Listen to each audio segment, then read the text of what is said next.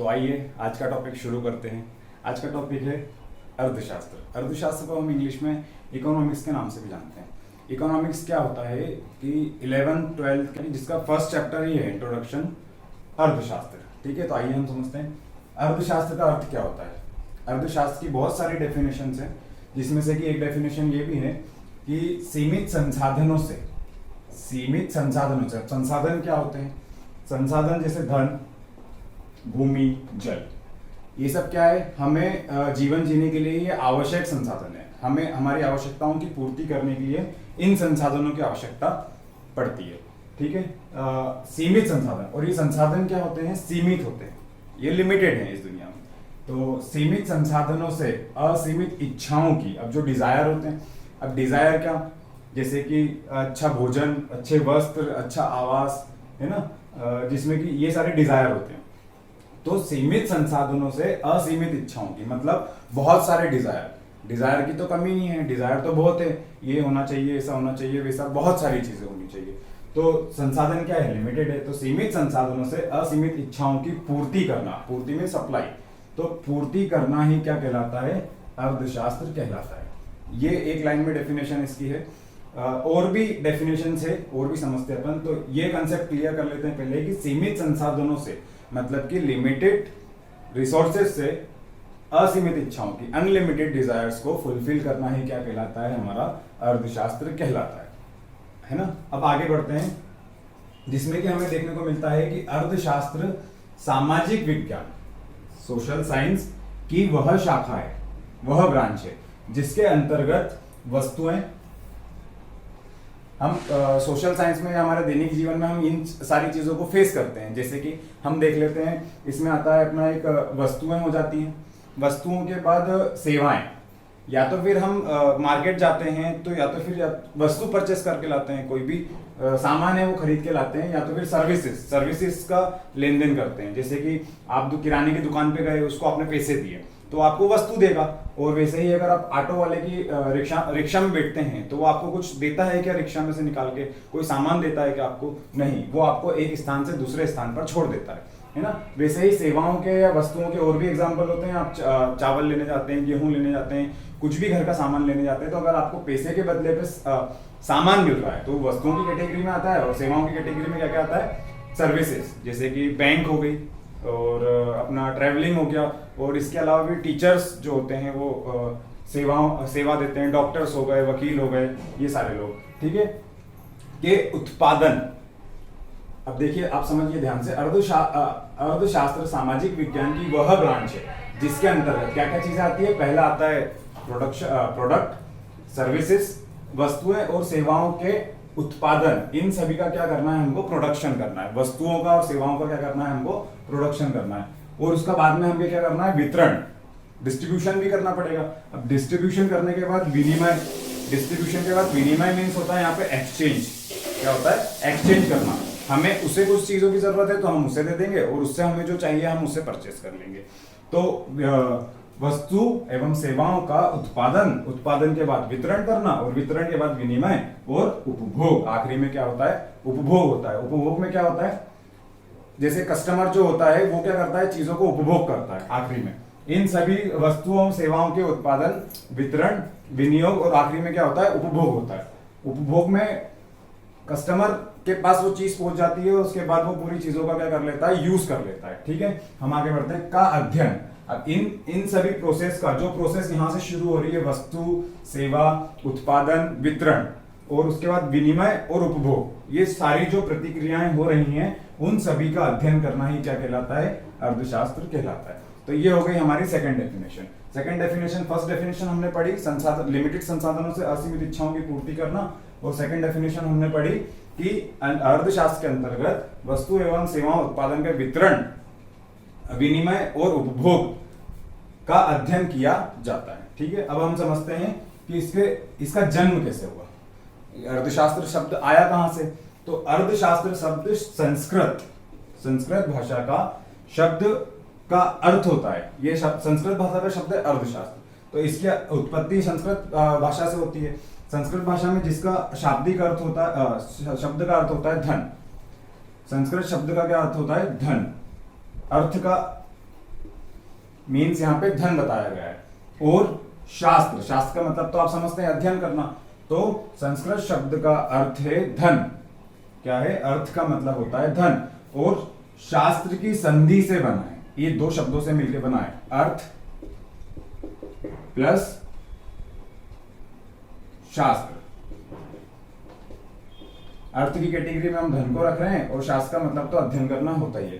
तो की संधि में बना है जिसका शाब्दिक अर्थ है धन का अध्ययन करना। किसका अध्ययन करना? अब बनी बात है, इन सभी प्रतिक्रियाओं, ये जो भी क्रियाएं इसमें हो रही हैं, वस्तु सेवाओं का उत्पादन करना, फिर वितरण करना, फिर विनिमय और उपभोग, अगर इंग्लिश में से कहें तो प्रोडक्ट एंड सर्विसेज को क्या करना? प्रोडक्शन करना, और डिस्ट्रीब्यूट करना, फिर एक्सचेंज करना, और लास्ट में क्या करना? कंज्यूम करना। ये इसका काम है।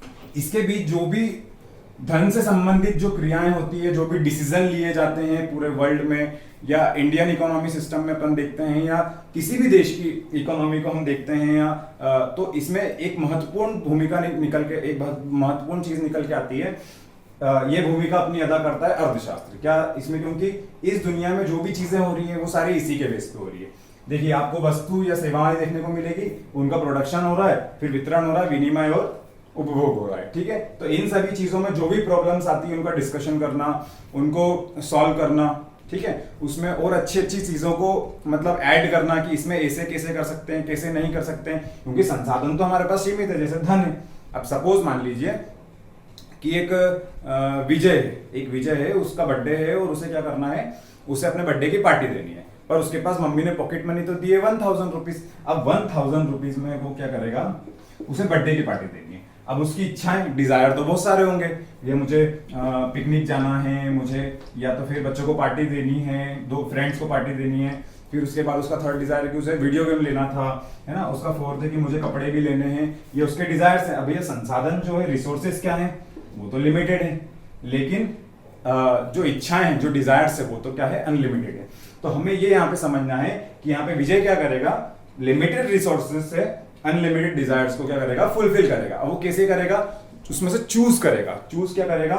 जो उसे इसमें से जो बेनिफिशियल लगेगा, या जो भी उसे सही लगेगा, जो ज्यादा पसंद होगा, जिसे वो फर्स्ट प्रायोरिटी देगा, वो उसे चूज कर लेगा। तो इसी क्रिया को, लिमिटेड रिसोर्सेज से अनलिमिटेड डिजायर्स को फुलफिल करना ही क्या कहलाता है? अर्थशास्त्र कहलाता है। अपने आप में first line, second line, third line, ये तीनों ही डेफिनेशन अपने आप में बिल्कुल सही मानी जाती है। इसके अलावा कोई थर्ड या फोर्थ डेफिनेशन नहीं है। ये फर्स्ट डेफिनेशन आपको समझ में आती है कि सीमित संसाधनों से असीमित इच्छाओं को फुलफिल करना। फुलफिल करने का मतलब क्या? कि उसे चूज करना कि हमें क्या चीज फर्स्ट प्रायोरिटी पे रखनी है और क्या सेकंड पे रखनी है, या हमें क्या चूज करना है। ठीक है, अब इसके बाद हम समझते हैं कि ये भी अपन ने क्लियर कर ही लिया है, हमने देख ही लिया है कि इसका जन्म कैसे होता है। अर्ध प्लस शास्त्र से मिलकर अर्थ का मतलब होता है धन, और शास्त्र का मतलब होता है अध्ययन करना। तो ये दोनों शब्द से मिलकर इसका एक शाब्दिक अर्थ बनता है, जिसे हम कहते हैं धन का अध्ययन करना। अब हम आगे बढ़ते हैं। इसके जन्मदाता कौन माने जाते हैं? या कोई तो अर्थशास्त्री होगा। अर्थशास्त्री हम किसे कहते हैं? अर्थशास्त्री हम उसे कहते हैं जिसने अर्थशास्त्र में महारत हासिल कर रखी हो, है ना, जिसने नियम बनाए हों कि कैसे डिमांड या सप्लाई होती है, कैसे, है ना, ये सारी चीजें जो जिसने भी नियम बनाया हो। मांग क्या होता है, व्यष्टि क्या होता है, समष्टि क्या होता है, आर्थिक क्रिया अनार्थिक क्रिया क्या होती है ना, ये सारी अर्थव्यवस्था क्या होती है, इन सारी चीजों में जो डिसीजन मेकर होता है, जिसने भी इनको बनाया है, जिन्होंने भी मतलब जन्मदाता जिसे हम कहते हैं, उनका नाम है एडम स्मिथ। एडम स्मिथ है इनके जन्मदाता, अर्थशास्त्री कहे जाते हैं, जिसे जो कि क्या थे? दार्शनिक और राजनीतिक, दार्शनिक और राजनीतिक अर्थशास्त्री थे। कौन थे? दार्शनिक और राजनीतिक अर्थशास्त्री थे। तो एडम स्मिथ, जिन्हें हम एडम स्मिथ के नाम से जानते हैं। तो चलिए आगे बढ़ते हैं हम इसके नेक्स्ट टॉपिक पे। तो चलिए शुरू करते हैं हम। व्यष्टि अर्थशास्त्र, समष्टि अर्थशास्त्र को समझने से पहले हम समझते हैं कि आखिरकार अर्थव्यवस्था होता क्या है, क्योंकि ये शब्द उसका जब अपन डिफरेंस पढ़ेंगे उसमें कई बार यूज होगा कि व्हाट इज इकोनॉमी। अर्थव्यवस्था को बहुत बार शब्द वहां पे यूज होगा, और ये शब्द हमें सुनने को भी मिलता है आपके देश के राजा, जैसे कि प्राइम मिनिस्टर के मुंह से, या किसी भी अदर पॉलिटिशियंस के मुख से सुनने को मिलता है कि इकोनॉमी ग्रो कर रही है, इकोनॉमी ग्रो कर रही है, देश की इकोनॉमी पहले जैसी नहीं है, आगे बढ़ रही है। और भी अगर आपके आसपास ग्रुपों में आपने बात करते हुए देखा होगा, कई बार न्यूज़ों में आपने सुना होगा कि इकोनॉमी शब्द को और अर्थव्यवस्था शब्द को। ठीक है, तो हम बात करते हैं कि अर्थव्यवस्था को कितने भागों में बांटा है? तो अर्थव्यवस्था को बांटा गया है 3 भागों में, 3 क्षेत्रों में बांटा गया है। अर्थव्यवस्था के 3 प्रकार बताए जाते हैं, जिसमें कि हमें पहला प्रकार देखने को मिलता है प्राथमिक क्षेत्र, दूसरा है तृतीय क्षेत्र और तीसरा है तृतीय क्षेत्र। तो प्राथमिक क्षेत्र को हम इंग्लिश में बोलते हैं प्राइमरी सेक्टर, द्वितीय को बोलते हैं सेकेंडरी सेक्टर और तृतीय को बोलते हैं टर्सरी सेक्टर। तो आइए हम समझते हैं कि तीनों क्षेत्र होते क्या हैं। अर्थव्यवस्था में एक तरीके से संपूर्ण जगत एक तरीके से पूरा समाहित हो जाता है। अब आप एक एक करके समझेंगे। देखिए, प्राथमिक क्षेत्र में किन चीजों को रखा जाता है? तो प्राथमिक क्षेत्र हम प्राइमरी सेक्टर उसको बोलते हैं जो बाय डिफॉल्ट हमें किससे प्राप्त है? नेचर से प्राप्त है। ठीक है, आज आप आपके आसपास जितने भी मटेरियल्स देखते हैं, जितने भी प्रोडक्ट देखते हैं, जो भी अपने आसपास चीजें देखते हैं, वो क्या है? कहीं ना कहीं उसका जो रॉ मटेरियल है, जो बेस है, वो हमें कहां से मिला हुआ है? नेचर से मिला हुआ है। तो जिसमें कि हम बात करते हैं कृषि से मिलने वाली चीजें, जैसे हमें कपड़ा बनाने के लिए रुई चाहिए, कपास चाहिए, वो कहां से मिलता है? हमें कृषि से मिलता है। चीनी बनाने के लिए भी हमें क्या है? कृषि का ही सहारा लेना पड़ता है। चीनी बनाने के लिए हमें गन्ने की जरूरत पड़ती है, गन्ने की खेती करनी पड़ती है। और भी बहुत सारी चीजें हैं जिसपे हम कृषि पे निर्भर करते हैं। तो कृषि हमेशा कौन से सेक्टर में आ जाएगी? प्राथमिक क्षेत्र में आ जाएगी। ठीक है, और पशुपालन मतलब कि गाय वगैरह, ढोर, सब ये चीजें भी, कुत्ते, मतलब जितने भी चिड़ियाघर वगैरह होते हैं, जितने भी तरीके से पशुपालन आप करते हो, वो सब भी कहीं में जाता है प्राइमरी सेक्टर से। जैसे दूध का उत्पादन है ना, यहीं से होता है। और भी सारी चीजें, एग्स वगैरह जो भी होते हैं, मुर्गी पालन वगैरह हो गया, मछली पालन हो गया, ये सारी चीजें कहीं में जाती है? प्राथमिक क्षेत्र में आ जाती है। खनिज उत्पादन, जितने भी अपने खनिज हैं, लोहा, अयस्क है ना, धातुएं जितनी भी हैं, भूमि, जमीन भी हमें किससे प्राप्त है? नेचर से प्राप्त है ना। और श्रम भी हमें किससे प्राप्त है? नेचर से प्राप्त है। तो सीधी सी बात है कि ये सारी चीजें कहीं में आ जाती है? प्राथमिक क्षेत्र में। जो भी चीजें हमें बाय डिफॉल्ट डायरेक्ट नेचर से मिलती है, वो सब हम कहीं में रखते हैं? प्राथमिक क्षेत्र में रखते हैं। अब सेकंड की बात करते हैं, द्वितीय क्षेत्र क्या होता है? द्वितीय क्षेत्र को हम इंग्लिश में बोलते हैं सेकेंडरी सेक्टर। सेकेंडरी सेक्टर में हम रखा जाता है, आप सीधा सा एक एग्जाम्पल मान लीजिए कि किसान ने क्या किया? फसल उगाई। किसान ने फसल उगाई, और किसान ने फसल उगाने के बाद गेहूं की फसल उगाई, और गेहूं की फसल उगाने के बाद क्या किया? उसको किसी कंपनी को सेल कर दिया। अब वो कंपनी ने क्या किया? उस गेहूं को पीस कर अच्छे से आटा वगैरह पैक करके, आटा वगैरह बना के, उसके ऊपर पन्नी चढ़ा के, मस्त लेबलिंग लगा के उसको मार्केट में बेचने के लिए भेज दिया। तो जो फैक्ट्री थी जिसने उस गेहूं को पीसा, फिर उसको पैक किया, वो कहीं में जाता है? द्वितीय क्षेत्र में, जिसे हम सेकेंडरी सेक्टर के नाम से भी जानते हैं। इसका एक और एग्जांपल आप समझ सकते हो। सपोज मान लीजिए कि प्राइमरी सेक्टर में आपको कृषि की बात करते हैं, कृषि का हो गया है ना। कृषि में प्राइमरी सेक्टर में आपने चीनी का उत्पादन किसान ने किया, गन्ने का उत्पादन किसान ने किया, और वो फैक्ट्री में चला गया, और वो क्या बन गया? चीनी बन गया। तो सीधी सी बात है कि सेकेंडरी सेक्टर में कौन कौन सी चीजें आती हैं जो हमें प्राथमिक क्षेत्र से प्राप्त होती है, और उसे नया रूप देने के लिए हम कौन से सेक्टर में लाते हैं? सेकेंडरी सेक्टर में, है ना। ठीक है, तो इसका मतलब क्या? सेकेंडरी सेक्टर में क्या क्या चीजें आती है? विनिर्माण उद्योग। विनिर्माण उद्योग क्या होते हैं? जो किसी भी प्रोडक्ट को नया आकार देकर, रॉ मटेरियल से उसको नया आकार देकर, जैसे कि लोहा यहाँ पे उत्पादन हुआ, ये कहां चला गया? फैक्ट्री में, उससे पंखा बना, है ना। और भी बड़ी बड़ी मशीनें बनती हैं, गाड़ियां बनी, बहुत सारी चीजें बनी। और जैसे कि सपोज मान लीजिए पेड़ वगैरह, तो पेड़ वगैरह कहीं में आ गए? प्राथमिक क्षेत्र में। लकड़ी वगैरह, तो लकड़ी काटने के बाद फैक्ट्री गई, फैक्ट्री से उसका फर्नीचर वगैरह बना, है ना। तो वो जो भी उस वस्तु को, जो भी नेचर से हमें प्राप्त है, उसको नया आकार दिया जाएगा, तो वो कहीं में कहलाएगा?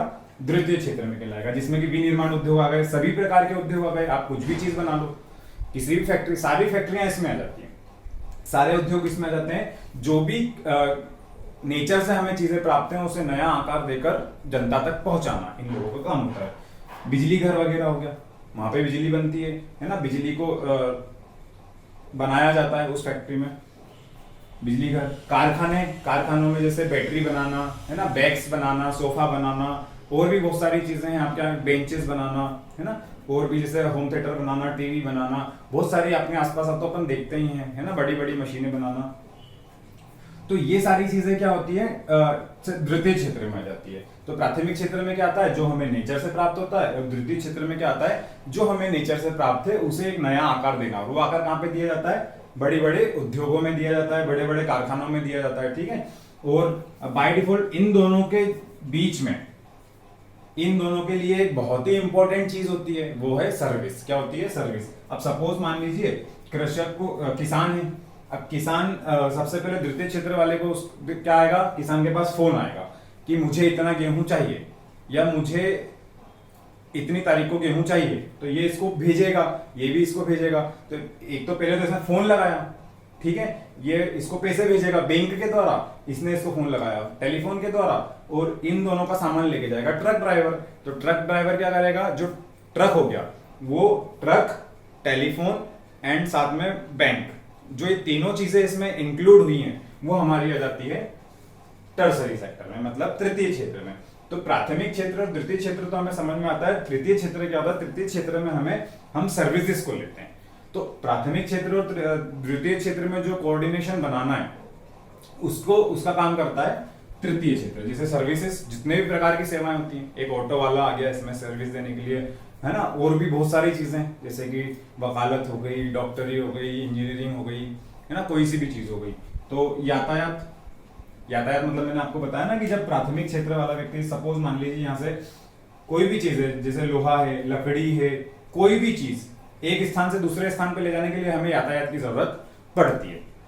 ट्रांसपोर्टेशन आप देख ही रहे हैं देश में किस तरीके से बढ़ता है। लाखों ट्रक, हजारों truck day by day per day एक स्थान से दूसरे स्थान पर सामान को ले जा रहे हैं, फिर वहां पे वो फैक्ट्री में चीजें बनती हैं, फिर वो जनता तक आती है, फिर भी यातायात का इस्तेमाल होता है, चाहे एरोप्लेन्स हो गए, चाहे ट्रक हो गए, चाहे बस हो गई, और भी बहुत सारी चीजें हमको देखने को मिलती है जो यातायात की कैटेगरी में आती है।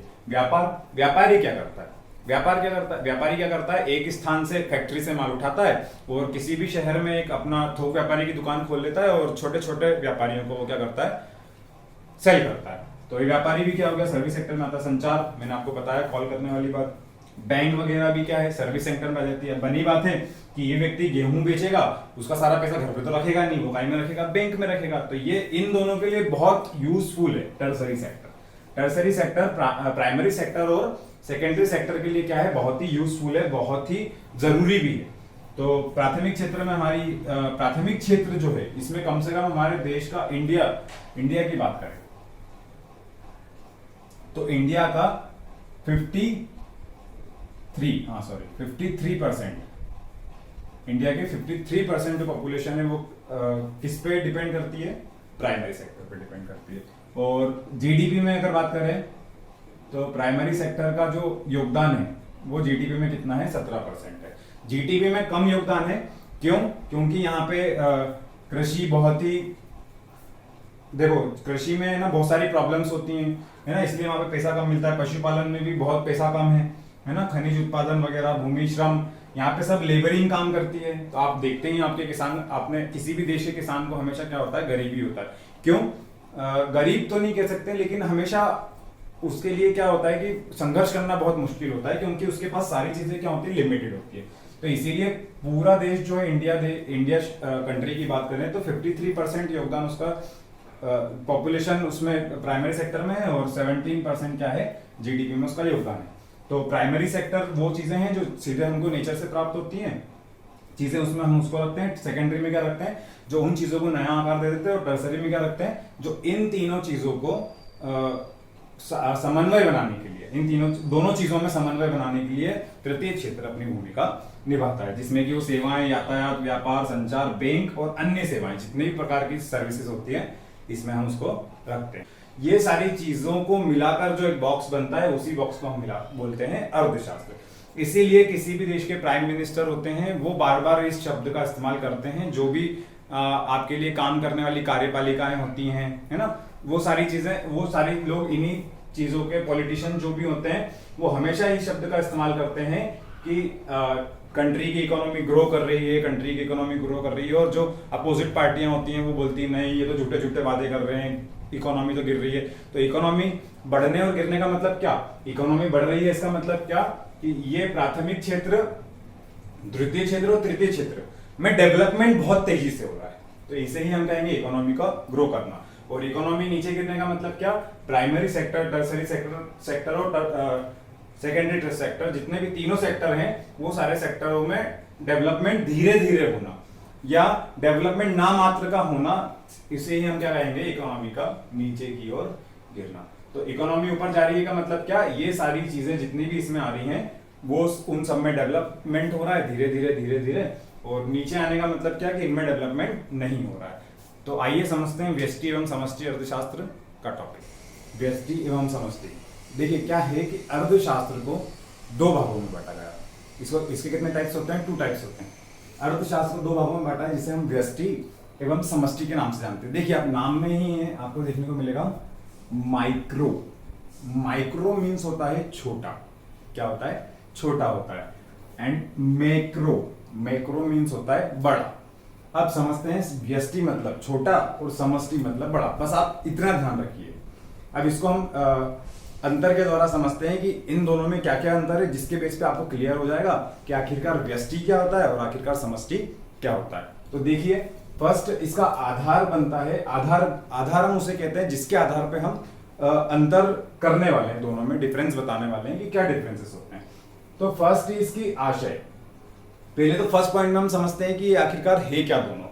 तो यहाँ पे हम बात करते हैं व्यष्टि अर्थशास्त्र की। तो व्यष्टि अर्थशास्त्र में व्यक्तिगत मतलब एक व्यक्ति, ठीक है, एक व्यक्ति का ध्यान रखना, एक व्यक्ति की डिमांड या मांग, मतलब हम जिसे कहते हैं व्यक्ति की मांग, उसको फुलफिल करना, एक ही व्यक्ति की डिमांड को फुलफिल करना, एक ही व्यक्ति के लिए प्राइस को डिसाइड करना आदि का अध्ययन इसमें किया जाता है।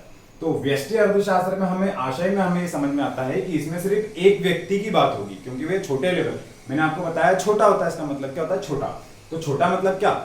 इस दुनिया में जितनी भी छोटे लेवल पे जो भी एक्टिविटी हो रही है अर्थशास्त्र के क्षेत्र में या इकोनॉमी के क्षेत्र में या कुछ भी चीजों में, उद्योगों क्षेत्र में या आपके घर परिवार के क्षेत्र में, आप तो सीधे सा मान के चलो जो भी छोटे लेवल पे प्रॉब्लम्स होती है, जो भी छोटे लेवल पे सिचुएशंस होती है, उन सबको समझना, उसको हल करना, उसका अध्ययन करना, जो भी करना, वो सब व्यष्टि अर्थशास्त्र के अंतर्गत आता है।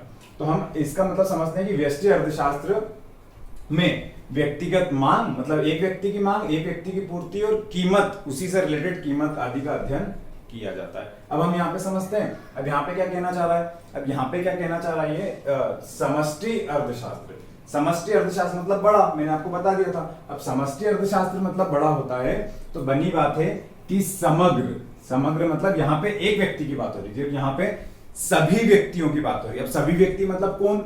जो इस देश में रहते हैं, जो पूरी दुनिया में रहते हैं। अब जब एक व्यक्ति की बात कर रहे हैं तो वो छोटे लेवल पे, और बड़े समष्टि की बात कर रहे हैं तो वो बड़े लेवल पे, तो बड़े लेवल पे तो सभी लोग आ गए। तो समग्र मांग मतलब सभी व्यक्तियों की डिमांड को और सभी व्यक्तियों की पूर्ति को और सभी व्यक्तियों के लिए कीमत आदि को डिसाइड करना ही क्या कहलाता है? समष्टि अर्थशास्त्र कहलाता है। तो इसका आशय सिर्फ इतना सा कहना चाह रहा है ये कि व्यष्टि अर्थशास्त्र में हर व्यक्ति के, एक ही व्यक्ति की बात होगी और उसी के ऊपर सारी चीजें होंगी, चाहे डिमांड, पूर्ति, कीमत, कुछ भी हो, सब एक ही व्यक्ति की बात हो रही है, क्योंकि वो छोटे लेवल पे। और समष्टि में क्या हो रहा है? सभी के व्यक्तियों की डिमांड, सभी व्यक्तियों की सप्लाई, सभी व्यक्तियों की कीमत आदि का निर्णय इसमें किया जा रहा है। अब हम सेकंड पॉइंट देखते हैं, अध्ययन का विषय।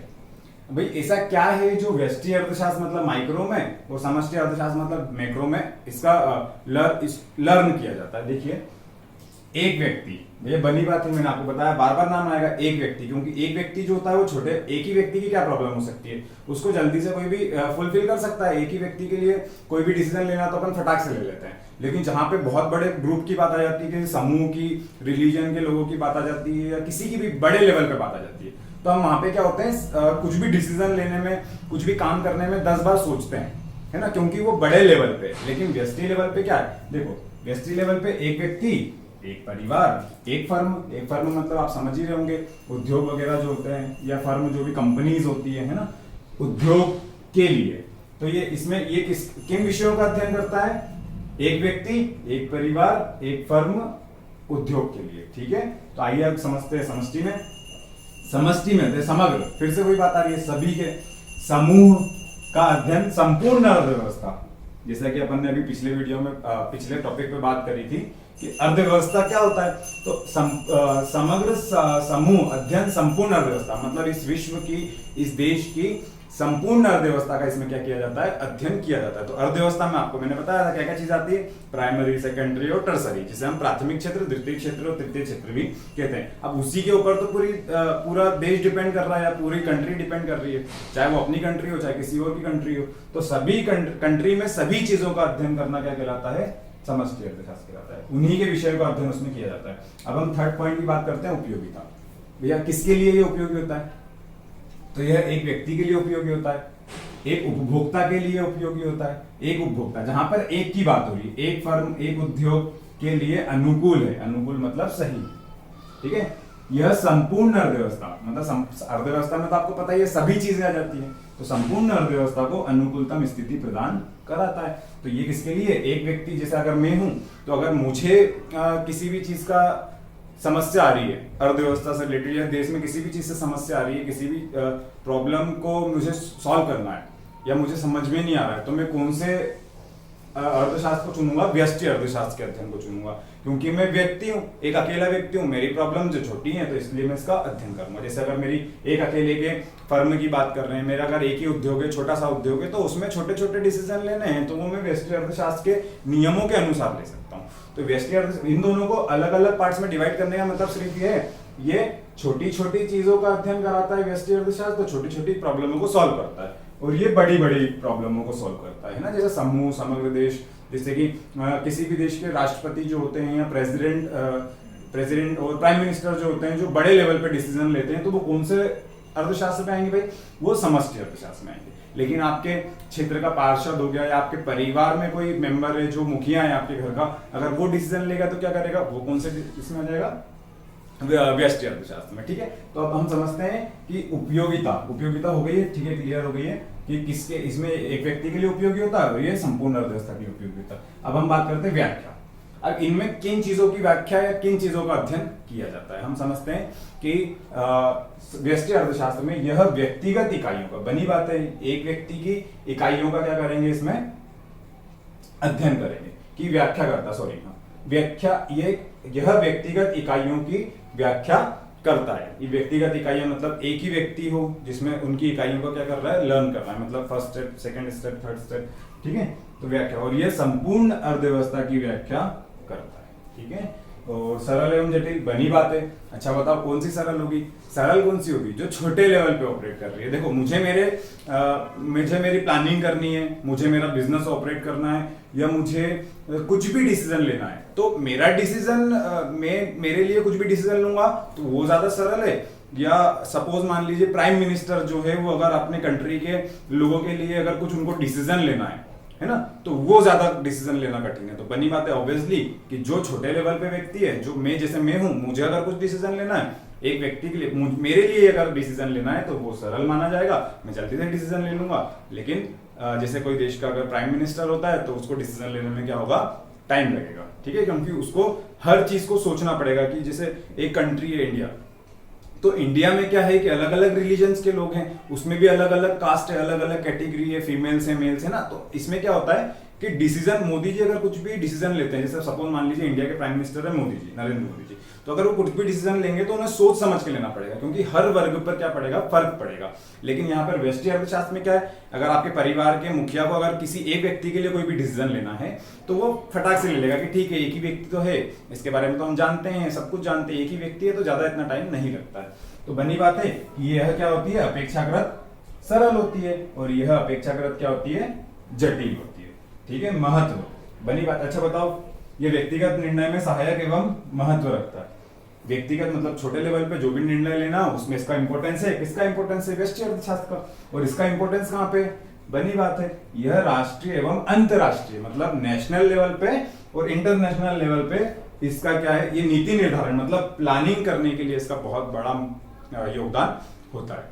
तो ठीक है, मुझे आई होप कि आपका ये कंसेप्ट क्या होगा?